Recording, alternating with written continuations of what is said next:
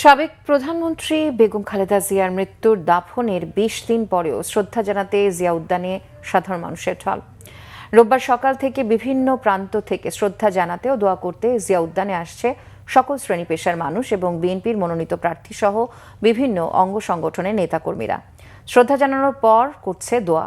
শহীদ রাষ্ট্রপতি জিয়াউর রহমানের আদর্শ সামনে রেখে এগিয়ে যাওয়ার প্রতিজ্ঞাও করছে তারা। এরই ধারাবাহিকতায় বিএনপির ফেনী ১ আসনের মনোনীত প্রার্থী রফিকুল আলম মজনু বলেন, বিএনপি প্রতিহিংসার রাজনীতি করতে চায় না। আসন্ন নির্বাচনের মাধ্যমে প্রতিহিংসার রাজনীতির অবসান হবে বলেও আশাবাদ ব্যক্ত করেন এই প্রার্থী। আমরা এসেছি আমাদের প্রিয় নেত্রী, গণতন্ত্রের মা, সাবেক প্রধানমন্ত্রী মরহুমা বেগম খালেদা জিয়ার রুহের মাগফিরাত কামনায় আমরা ওনার মাজারে এসেছি কবর জিয়ারত করতে। আমরা চাই একটি লেভেল প্লেইং ফিল্ড হোক। আমরা যারা প্রার্থী আছি যে দলেরই হোক, আমরা যার ভোট সে যাবো। নির্বাচন একটি সুন্দরভাবে হবে। মানুষ 16 বছর ভোট দিতে পারে না, এখন 16 বছর পরে মানুষ তার গণতান্ত্রিক অধিকার প্রয়োগ করবে। একটি ভালো নির্বাচন চাই।